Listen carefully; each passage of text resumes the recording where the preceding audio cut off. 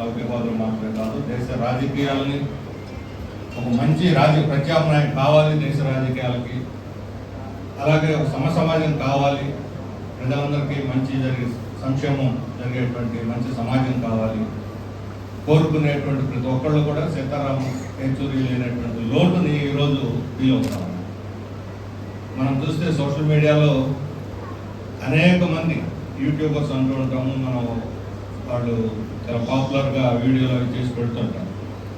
ప్రతి ఒక్కళ్ళు ఈరోజు సీతారాం యేచూరి యొక్క ప్రాధాన్యత రాజకీయాల్లో ప్రత్యామ్నాయ ఒక ధ్రువతార లాంటి వాడు అని వాళ్ళు చెప్తున్నటువంటి యువతరాన్ని కూడా అది ప్రభావితం చేస్తుంది. ఒక ప్రత్యామ్నాయ నాయకత్వం కోసం వెతుకుతున్నారు యువత.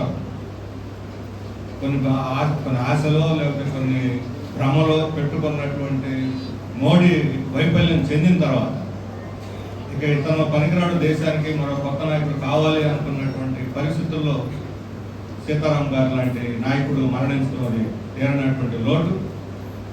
అది కేవలం సిపిఎంకు మాత్రమే కాదు, మొత్తం జాతీయ రాజకీయాలకు కూడా ఈరోజు ఆ లోటు కనిపిస్తుంది. ఎందుకంటే మన రాజకీయాల్లో ఈరోజు దాదాపు ఎవరిని అడిగినా చెప్తారు భ్రష్టు పట్టిపోయినాయి. రాజకీయాల్లో ఉన్నవాళ్ళు కూడా ఏ భ్రష్టు పట్టిన రాజకీయాల్లో ఉన్నారు అలాంటి వాళ్ళు కూడా బాధపడిపోతున్నారు, ఇవన్నీ చెడిపోతున్నాయి. ఈరోజు డబ్బులు లేకపోతే రాజకీయం లేదు. కులము, మతము, అవినీతి, అత్యాచారాలు చూస్తున్న రాజకీయ నాయకులు దేశానికి ఆదర్శంగా ఉండాల్సినటువంటి వాళ్ళు ఏ రకంగా మహిళల మీద అత్యాచారం చేస్తున్నారు, ప్రజల మీద దౌర్జన్యాలు చేస్తున్నారు, ప్రత్యక్షంగా డబ్బులు మింగి దొరికిపోతున్నారు. ఈ రకంగా శిథిలావస్థకు చేరినటువంటి వ్యవస్థలో దీన్ని బాగు చేయగలిగినటువంటి ఎవరు అంటే సీతారాం యేచూరి లాంటి నాయకులు, వామపక్ష నాయకులు ఈరోజు దేశానికి అవసరం ఉందనేటువంటి భావం ఈరోజు కలుగుతారు.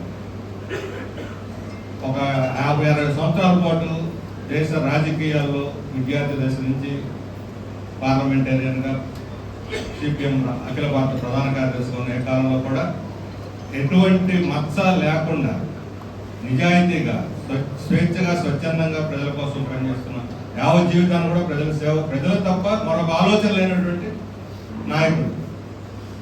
అలాంటి వాడు మరణించడం అనేది ఈరోజు దేశ రాజకీయాలకి తీరినటువంటి లోటు. అందువల్ల అన్ని పార్టీలు, ఎవరు బీజేపీతో సహా అందరూ కూడా ఈరోజు ఆయన యొక్క ప్రాశస్త్యాన్ని, ఆయన యొక్క త్యాగ నిరతని, లేదా ఆయన రాజకీయాలు కూడా కొనియాడుతున్నటువంటి విభేదాలు ఉన్నా సరే కొనియాడుతున్నటువంటి పరిస్థితి మనకి కనిపిస్తుంది. అందువల్ల సీతారాం యేచూరి ఈరోజు దేశ రాజకీయాల్లో నిర్వహించిన పాత్ర ఏమిటి? ఈరోజు ఈ సందర్భ సభలో చాలా మంది నాయకులు ఉన్నారు, అన్ని పార్టీల వారు ఉన్నారు. ఇక్కడ కూడా అందరూ కూడా మాట్లాడాలి. క్లుప్తంగా నేను కొన్ని విషయాలు ప్రత్యేకించి ఆయనతో కూడా కలిసి నేను ఒక 12 సంవత్సరాలు ఢిల్లీలో ప్రత్యక్షంగా ఆయన సహచర్యలో పనిచేశాను. అందువల్ల ఆయన ఉన్నటువంటి శక్తి సామర్థ్యాలు ఏంటి అన్ని కూడా ప్రత్యక్షంగా దగ్గర నుండి గమనించినటువంటి వాడిని కాబట్టి కొన్ని విషయాలు తప్పనిసరిగా పంచుకోవాల్సిన అవసరం ఉంది.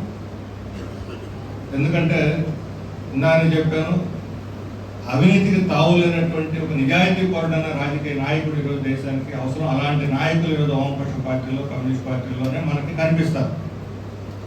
అట్లనే మిగతా పార్టీలో అందరూ అవినీతి పరులని కూడా చెప్పలేము. మిగతా పార్టీలో కూడా ఉన్నారు, మంచి వాళ్ళు, నియోజకవర్గాలు ఉన్నారు. మిగతా పార్టీలో కూడా కమ్యూనిస్ట్ అభిమానులు ఉన్నారు, కమ్యూనిస్ట్ పార్టీ అధికారులు రావాలని కోరుకునే వాళ్ళు ఉన్నారు. ఈరోజు వైఎస్ఆర్ పార్టీ కావచ్చు, తెలుగుదేశం కావచ్చు, జనసేన కావచ్చు, వామపక్ష అభిమానులు, కమ్యూనిస్ట్ ఉద్యమం బలహీనపడుతుంది కాబట్టి ఏదో అటు ఇటు మేము మా పార్టీ చూసుకున్నాము, మళ్ళా మంచి రోజులు వస్తే అందరూ మళ్ళీ ఈ గూటికే చేరుతాం, బ్యాక్ టు ఘర్ వాపస్ అనేవాళ్ళు కూడా ఉన్నారు. కాబట్టి కమ్యూనిస్టు ఉద్యమానికి భవిష్యత్తు లేదు అని చెప్పి అనుకోవడం